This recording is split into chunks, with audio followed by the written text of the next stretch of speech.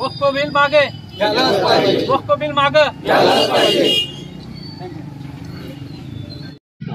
एकीकडे मोदी सौगात द्यायची आणि एकीकडे मुस्लिम समाजाची जमीन मोठ्या मोठ्या उद्योगपतींच्या खिशात घालायची। 2014 पासून ते 2024पर्यंत या देशात भाजप सरकारचे 825 खासदार निवडून आले। या खासदारामध्ये एकही खासदार मुस्लिम समाजाचा नव्हता। या खासदारामध्ये एकही मंत्री हा मुस्लिम समाजाचा नव्हता।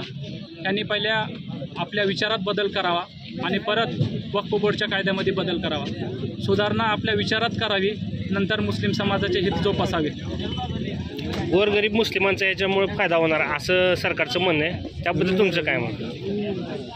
गोरगरीब जनतेचा फायदा आणि भाजप सरकार हे कुठं तर हास्यास्पद वाटतं। त्याने मुस्लिम समाजाचा विचार सोडून इतर समाजाचा सुद्धा विचार करावा। मुस्लिम समाज आणि मुस्लिम वक्फ बोर्ड यासाठी सक्षम आहे।